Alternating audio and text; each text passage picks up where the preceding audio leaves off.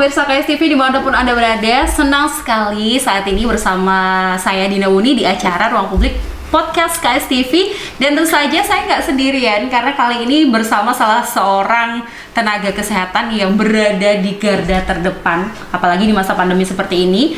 Ini adalah seorang wanita yang cukup tangguh, seorang ibu rumah tangga sekaligus nakes. Ada Ibu Rebecca. Halo Ibu Rebecca, apa kabar? Alhamdulillah sehat, Mbak. Luar biasa. Kalau ya, Insya Allah sehat ya.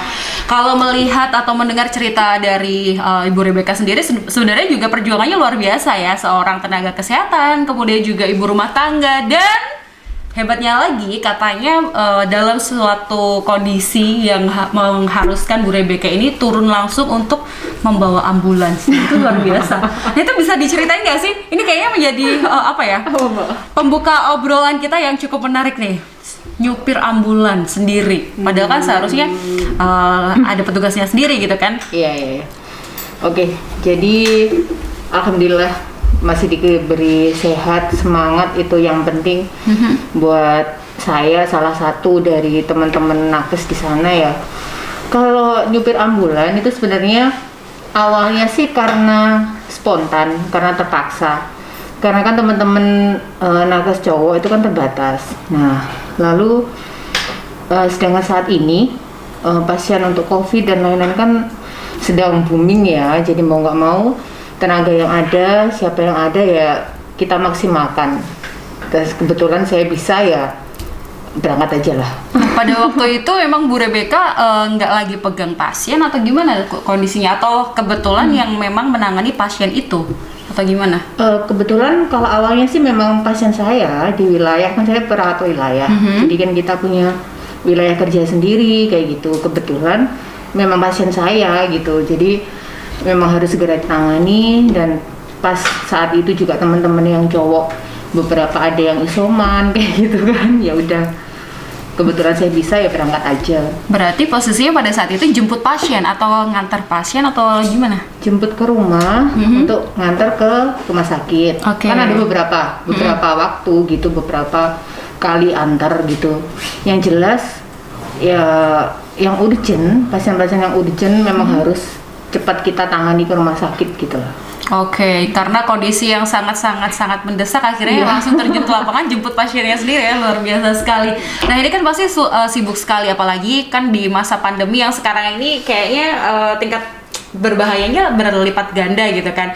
Nah, gimana caranya untuk bisa tetap bertahan, bisa tetap kuat gitu untuk menghadapi, untuk melawan virus ini sendiri, sedangkan Ibu Rebecca sendiri sebenarnya juga berpapasan langsung setiap hari dengan virus itu. Ya, oke. Jadi selama ini saya sama teman-teman, mungkin kan bukan saya aja ya sebenarnya, kan teman-teman nakes yang lain juga sama. Tiap hari di mana yang lainnya harus menghindar, kita tiap hari malah harus datang gitu ya. Betul. Nyari-nyari penyakitnya kemana, siapa yang sakit harus terus kita treatment gitu kan. Nah gitu kayaknya paling penting itu ini mental. Jadi psikologis itu selama ini kalau saya ngamati dari awal kan, soalnya itu kalau kita yakin gitu, terus otomatis kita juga mempersiapkan untuk imun kita juga. Kita tahu harus minum vitamin tiap hari, terus pikiran juga harus tenang, terus kita tahu di mana kita harus hati-hati, di mana kita harus prokesnya, SOP-nya dalam dekat ke pasien. Nah itu yang memang harus dilakukan dan nggak boleh ada yang teledor lah ya. Oke, berarti memang kita harus meningkatkan imun kita yang paling penting ya dalam kondisi sekarang ini. Yeah. Nah kemudian ini kan kalau kita lihat memang belakangan ini banyak sekali yang terjangkit, terus kemudian rumah sakit juga di beberapa tempat tuh juga penuh, mau kemana-mana juga bingung kan, mau opname juga kayaknya susah, nggak dapet tempat, kemudian akhirnya memutuskan untuk isolasi mandiri. Nah kemudian untuk isolasi mandiri ini sebenarnya apa aja yang harus dilakukan oleh keluarga yang ada anggotanya yang terkena atau bahkan yang satu keluarga juga kena semuanya? Nah itu apa yang harus dipersiapkan? Jadi gini, ini kebetulan sekalian ya saya sampaikan, kan kayaknya banyak teman-teman atau mungkin masyarakat yang belum tahu tentang bagaimana sih kita menjalani isolasi mandiri gitu ya. Jadi saat ini kalau di Kota Kediri memang kalau yang tidak bergejala atau gejala ringan itu kan di rumah, karena memang rumah sakit sedang penuh ya. Terus saat kita terkonfirmasi itu yang pertama dilakukan harus lapor ke wilayah. Kita kalau di kelurahan kan ada PPKM mikro. Nah, itu kita semua yang terkonfirmasi itu wajib lapor ke RT atau RW. Nanti diteruskan ke nakes setempat. Nah, dari kita, nakes memantau kondisi kesehatannya tiap hari. Kalau ada keluhan, kita pantau ke rumah sama kasih obat kayak gitu. Nah, yang harus dilakukan di rumah, otomatis yang paling pertama berkali-kali saya sampaikan harus tenang. Jadi ini sakit, oke lah, sakit. Terus gimana sih? Memang mungkin beberapa ada yang fatal, tapi kan banyak juga yang sembuh. Nah, paling penting kita harus yakin dulu bahwa kita bisa melalui dengan baik. Terus biasanya tuh kendalanya dimakan. Makan tuh biasanya kan nggak enak. Betul. Terus males makan, terus diturutin, akhirnya mual, muntah kayak gitu yang bisa bikin drop. Nah, itu yang harus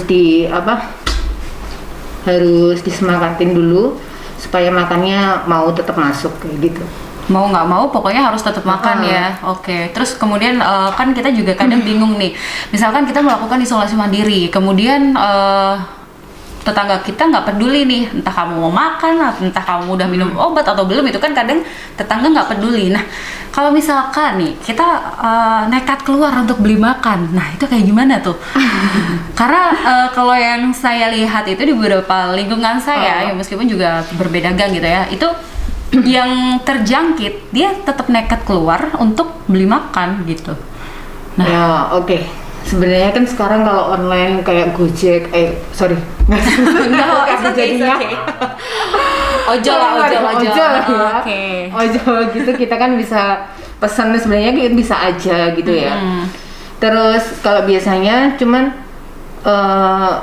kayak memang ada ya Mbak ya kayak gitu. Beneran ada itu dan itu terjadi di desa saya gitu. Oke, sebenarnya itu nggak apa-apa.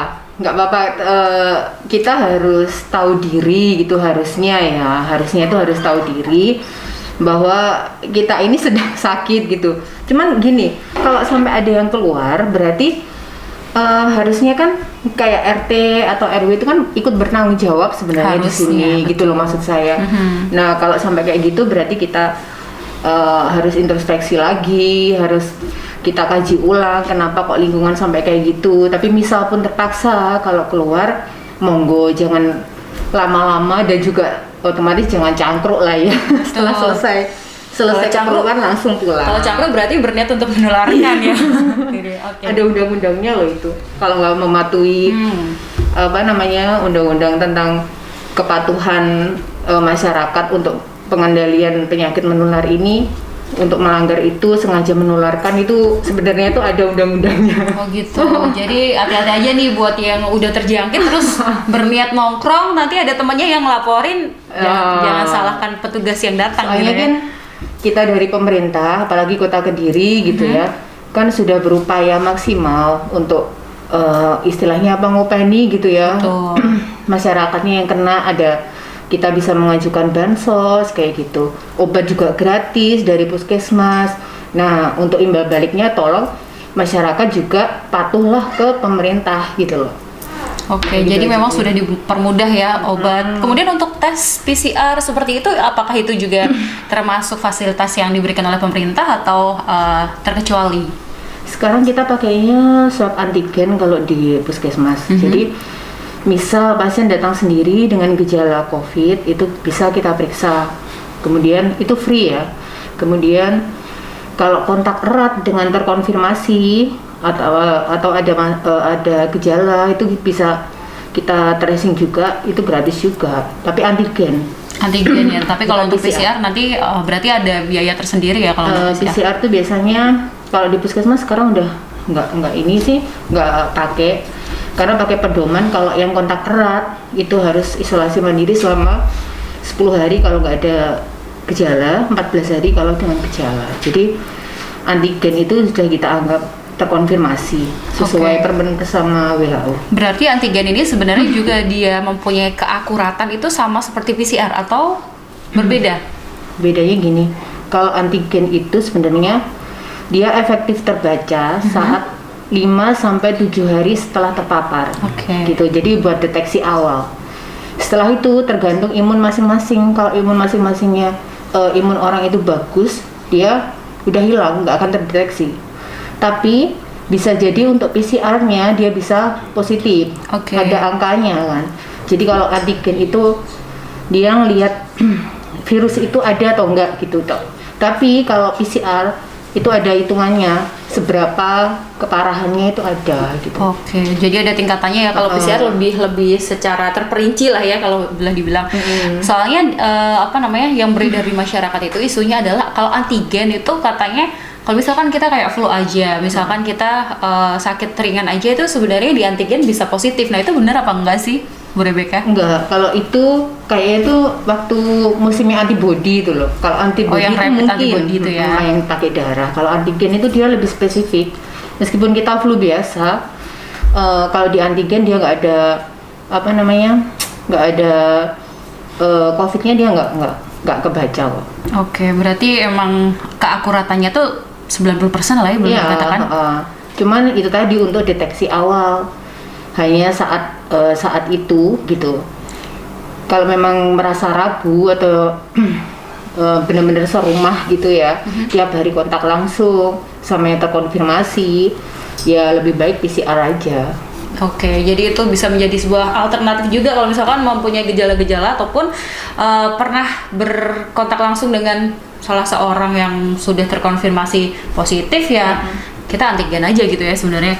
Nah ini kan Bu Rebecca sebenarnya juga berkontak langsung secara intens gitu ya. Iya. Nah ini apakah Bu Rebecca sendiri sempat mengalami positif COVID? Pasti. Ya, sudah awal tahun kemarin sih Januari 2021 ini berarti ya? Padahal saya sejak awal pandemi April ya. Maret akhir ya. Itu sudah sejak awal padahal ya alhamdulillah terus terlibat, tapi kenanya baru awal tahun kemarin. Pas vaksinnya OTW ke sini yang untuk nakes itu pas saya kena. Berarti setelah vaksin atau sebelum vaksin? Belum. Sebelum vaksin. Pas vaksinnya datang pas saya masih positif itu. Nah, itu kok bisa kok bisa positif tuh kondisinya Bu Rebecca dalam keadaan nggak enak badan atau seperti apa sehingga bisa tertular gitu? Saya sih sebenarnya nggak seberapa berasa, kayaknya itu OTG. Cuman saat itu teman-teman puskesmas memang beberapa ada yang kena gitu kan, bahkan ada yang suaminya meninggal gitu. Nah itu baru diperiksa semua. Kebetulan saya termasuk salah satunya yang positif gitu. Oh, oke. Tapi hampir nggak ada gejala. Sama sekali. Ketika dikeluarkan hasil bahwa positif itu yang dirasakan apa, Bu? Biasa aja. Biasa aja. Soalnya udah siap gitu kan. Oke. Sejak awal kita berkomitmen untuk menjalani sebagai nakes, sebagai timnya 3T gitu ya. Kita dari tracing, testing gitu sama treatment ya udah. Dari awal saya memang alhamdulillah kok siap gitu. Jadi udah kena gitu aja. Cuma saat itu yang kepikiran tuh kan kenanya sama ibu.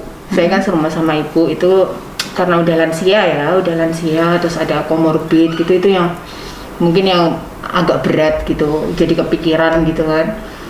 Tapi ya alhamdulillah bisa melalui dengan baik. Dan ibu juga nggak merasakan apa-apa gitu sama? Kalau ibu saya sempat sesek karena kan memang udah sepuh, udah lansia, udah ada komorbid juga. Cuman ini mungkin yang sering saya pesan ke pasien-pasien gitu ya, yang kayaknya kaget ibu saya tuh dengan kondisi demikian gitu, terus ada diabetes, ada jantung, stroke gitu. Nah saat kena, tapi beliau ini nekat gitu, orangnya tuh nggak mau kalah gitu kan. Terus dia saat itu tak kasih obat-obat yang biasanya saya minum juga, mungkin kan lambungnya tuh nggak kuat. Akhirnya hanya minum vitamin. Jadi nggak ada obat-obat COVID tuh nggak ada masuk ke ibu. tapi alhamdulillah sembuh. Tapi orangnya tuh ngeyel gitu kan, masa aku mau kalah sama penyakit, enggak pokoknya aku harus sembuh gitu. Ya sempat sesek, saya kasih oksigen di rumah, terus sempat demam menggigil gitu kan, tapi bisa melalui gitu. Berarti sekali lagi pikiran, karena siap gitu, nggak mau bener-bener tekad ya mual ya muntah tapi makan lagi kayak gitu, jadi nggak mau nyerah ya. Jadi itu yang selalu saya mesti pesen ke pasien tuh, harus optimis lah, jangan mau nyerah gitu. Dan alhamdulillah kalau yang akhirnya bener-bener mau berjuang gitu ya banyak kok sebenarnya yang sembuh gitu. Ya mungkin kalau pada saat itu ibu menyerah terus berpikir waduh aku kena COVID ya mungkin akan kalah mungkin. Kebanyakan memang kayak gitu, yang drop udah panik duluan gitu, udah aduh gitu, udah langsung progresnya tuh memburuknya tuh cepet. Oke, nah sekarang kan sudah ada vaksin ya, apalagi banyak yang udah vaksin 1 dan juga 2. Terus katanya juga nakes sekarang akan diberikan vaksin ketiga. Nah, itu sebenarnya apakah kurang berpengaruh atau kurang efektif atau seperti apa sampai akan diadakan vaksin ketiga ini, Bu Rebecca? Memang kalau kekebalan yang terbentuk gitu ya, itu kan sebenarnya maksimal saat ini ya, vaksin yang ada saat ini kan sekitar 6 bulan ya. Jadi setelah itu memang perlu booster gitu. Mungkin pun nanti untuk masyarakat umum juga akan seperti itu juga gitu. Memang kita perlu kekebalan lagi, ditambah lagi gitu loh. Kalau untuk efektifnya, alhamdulillah ini memang vaksin itu bukannya lalu bikin kita kebal gitu, enggak ya. Tapi progresnya itu yang vaksin dan enggak vaksin itu memang beda. Yang vaksin pasti akan keparahannya enggak terlalu fatal gitu. Memang beda sama orang yang belum vaksin sih. Oke, nah tapi sekarang ini banyak nih kejadian, salah satunya juga teman saya, dia udah vaksin kedua, tapi justru 2 hari setelah vaksin dia malah positif COVID dan akhirnya harus isolasi mandiri selama 2 minggu. Nah itu gimana tuh? Kenapa setelah divaksin malah bisa positif gitu maksudnya? Nah, kadang yang kita kelewat itu pas divaksin itu kan kita nggak ada pemeriksaan dulu. Iya betul. Sebenarnya orang itu lagi karier nggak sih, dia sedang kena atau enggak. Biasanya yang kayak gitu itu sebenarnya udah memang sudah kena tapi nggak tahu, jadi ketambahan divaksin lagi itu biasanya muncul. Kayak gitu. Berarti memang dia udah terpapar sebelum vaksin biasanya ya gitu. Terus kalau kayak gitu vaksin itu kan masukkan virus ya, betul. Jelas virusnya itu dimasukkan. Nah saat itu kondisi kita nggak fit, jadi antibodi kita belum terlalu kuat buat ngelawan, akhirnya yang lebih muncul virusnya itu bisa juga. Jadi seperti itu. Oke. Kalau misalkan ternyata dia ternyata dia nggak merasa alias OTG gitu kan, mungkin bisa langsung kayak gitu, bisa langsung parah gitu.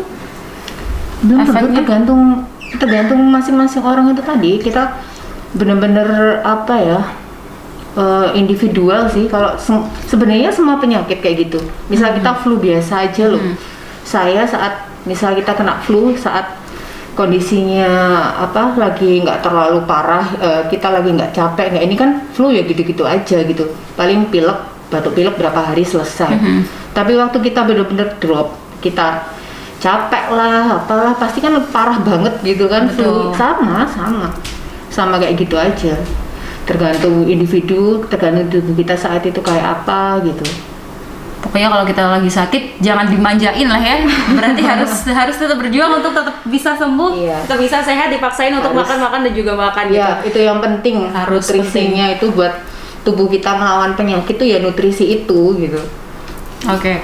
Nah, ini kalau kita ngomongin tentang vaksin, ini kan sebenarnya beberapa kali direvisi. Yang awalnya mungkin kriteria A ini nggak boleh untuk divaksin, kemudian ganti lagi boleh divaksin. Nah, itu seperti apa? Apakah terus ada perkembangan dari mungkin formulanya divaksin itu atau seperti apa? Kalau formulanya divaksin sih sampai saat ini setahu saya ya, kalau dari jurnal atau kita sharing di nakes gitu sama, cuman untuk perkembangan di efektivitas, efikasi dari negara dari waktu ke waktu itu kan terus dievaluasi gitu. Jadi mungkin kalau dulu awalnya kita khawatir dengan komorbid itu akan beresiko tinggi gini-gini, ternyata setelah di beberapa negara, di beberapa kelompok usia ternyata kan aman dengan syarat dan ketentuan berlaku itu saat kita datang vaksin kan di screening tuh. Di situ ada para medis, ada dokter yang memeriksa untuk kondisi masing-masing orang. Oke. Kalau udah dipastikan syarat terpenuhi, kondisinya oke menurut medis ya kita kasih. Jadi di situ setelah jauh ini pada akhirnya seperti yang komorbid atau apa ya baik-baik aja masih. Oke. Dengan syarat itu tadi ya, kita harus tahu bener-bener riwayat sakit dan tahu klinisnya, kita meriksa langsung kayak gitu. Nah, ini untuk kategori yang tidak memenuhi syarat untuk divaksin itu apa aja sebenarnya? Untuk yang kondisi sekarang ini ya, itu apa aja yang tidak memenuhi syarat gitu? Biasanya kalau pernah sakit paru-paru yang parah, misal biasanya kayak asma yang berlebih kayak gitu. Terus juga orang dengan yang gampang alergi itu kayak misal gampang alergi obat, dikit-dikit ini, gampang inilah, itu khawatirnya kalau dimasukin suatu benda asing dia akan responnya berlebih gitu. Jadi itu biasanya nggak boleh. Terus sedang pengobatan rutin atau seperti kemoterapi yang sedang parah-parahnya gitu juga kita pending dulu.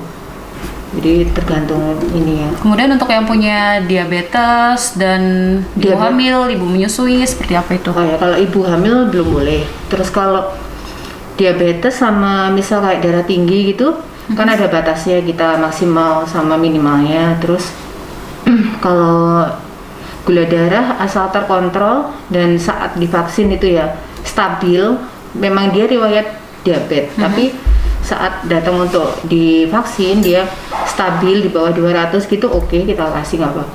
Berarti tetap boleh ya untuk penderita diabetes? Boleh. Kalau ibu hamil, kenapa tuh nggak diperbolehkan, Bu Rebecca? Nah, ya itu tadi soalnya kita masukin virus itu tadi, kita nggak tahu. Takutnya nembus ke janin gitu ya? Iya, dan kita nggak tahu kekuatan ibu hamil itu seperti apa saat itu, terus responnya fisiologisnya ibu hamil sama orang normal kan beda juga gitu. Jadi responnya mungkin berlebih terhadap sesuatu yang masuk, belum lagi kalau nggak kuat melawan virusnya yang masuk itu tadi, sehingga malah jadi penyakit. Banyak pertimbangan sih. Oke, banyak pertimbangan. Jadi untuk saat ini masih belum diperbolehkan ya. Belum. Terus kemudian kita juga sering nih melihat berita-berita bahwa ada beberapa, dan yang terakhir ini kayaknya ada banyak yang meninggal gara-gara vaksin. Nah itu kira-kira penyebabnya apa nih? Apakah dalam kondisi dia memang pada saat itu sakit tapi dia nggak merasa, kemudian dipaksakan vaksin, atau kalau menurut Bu Rebecca ada suatu faktor lain? Angkanya belum terlalu ini deh Mbak. Kalau untuk yang setelah vaksin meninggal loh ya, sepertinya belum terlalu bisa kita sebut bahwa oh ya ini setelah vaksin meninggal gitu ya. Kalau kebanyakan sih itu tadi, kadang kita udah tanya bener-bener gitu ya, nggak sakit ya gitu, lagi fit ya. Nah kadang di situ orang tuh nggak jujur. Kadang, ayo pengen cepet vaksin apa-apa, terus ternyata baru sembuh dari sakit baru 1-2 hari kayak gitu.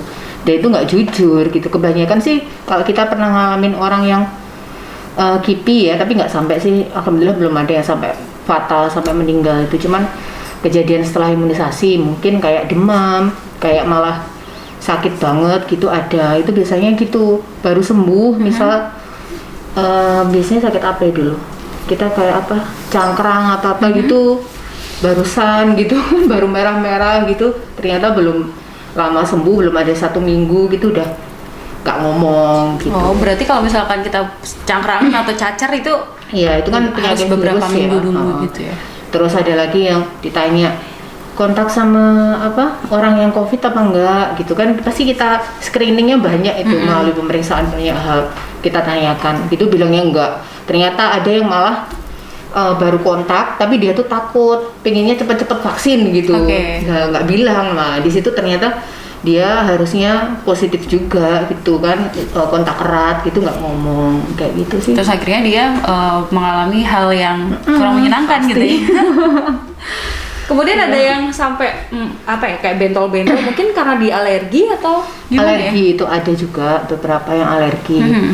Ya di situ setelah kita kasih vaksin kan ada pesan-pesan gitu ya yang harus dilakukan, apa yang harus misal ada alergi, ada keluhan gitu, pasti kita kasih kontak di situ, kontak personnya bisa menghubungi.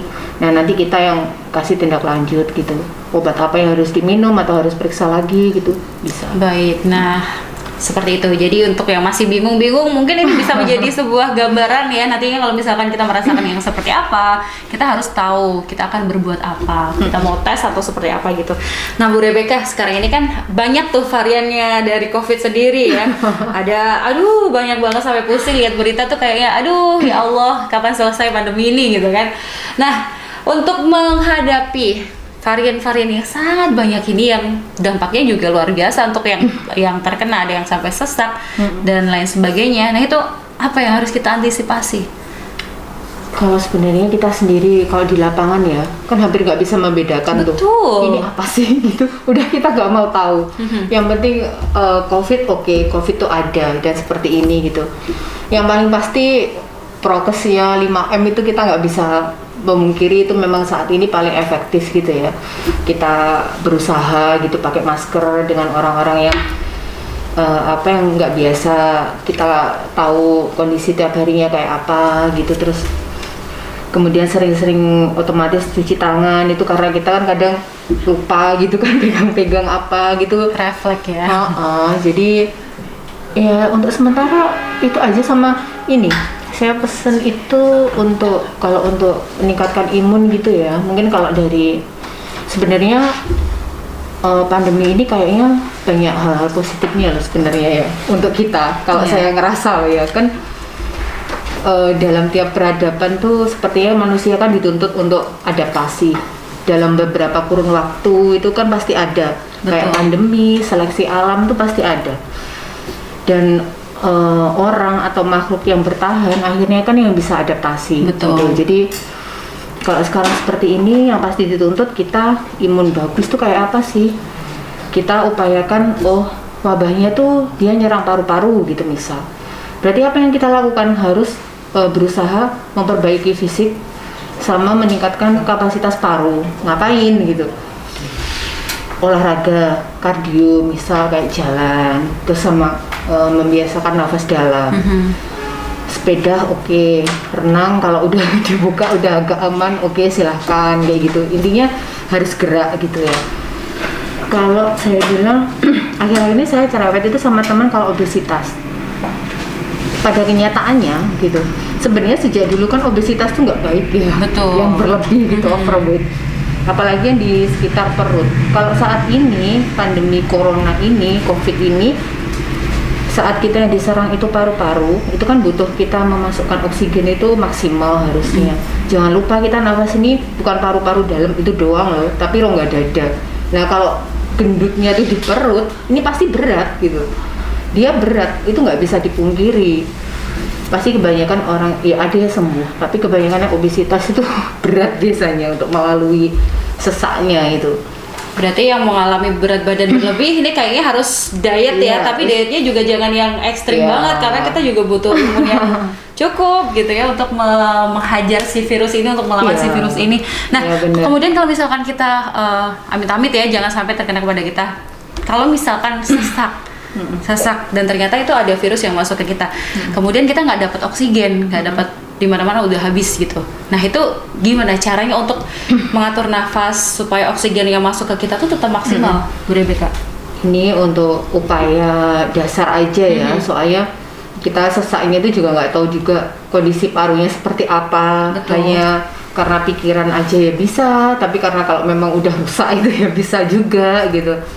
Jadi kalau upaya yang biasa dilakukan itu kan kita membiasakan yang saya bilang nafas dalam, nafas efektif itu. Jadi tarik nafas itu dirasakan masuknya tuh ke dada gitu. Jadi jangan cuma sampai hidung doang gitu kan, sampai dada terus tahan aja semaksimal mungkin semampunya baru dihembuskan. Itu beberapa saat pas kita di rumah atau pagi-pagi sama berjemur gitu dibiasakan kebiasaan kayak gitu. Nggak apa-apa sih pas buka masker gitu nggak ada orang kayak gitu. Terus Kalau misal udah sesek banget, itu tidurnya itu kita posisinya agak duduk. Jadi jangan yang sampai rebahan gini, itu berat, nggak kuat. Jadi biasanya agak duduk. Terus kalau nggak gitu, tengkurap atau diganjel bantal gini, sama kayak ngangkul bantal gini, tapi ya itu berusaha dimasukin dikit-dikit gitu. Sementara posisi-posisi itu sih yang bisa nambah kapasitas paru. Oke, itu bisa dipraktekkan mungkin ya untuk di rumah yang mungkin mengalami sedikit sesak atau belum mengalami, jangan sampai ya kalau bisa. Ini mungkin bisa latihan dulu ya untuk mengatur oksigen biar maksimal masuk ke dalam kita gitu ya. Oke, Bu Rebecca, nggak kerasa waktu kita udah habis di sini, sedih sekali. Mungkin ada beberapa pesan yang mau disampaikan, kalimat penutup lah ya untuk pemirsa yang ada di rumah. Oke. Ini saya sebagai sebagai nakes aja ya. Garuda terdepan nih. Oke.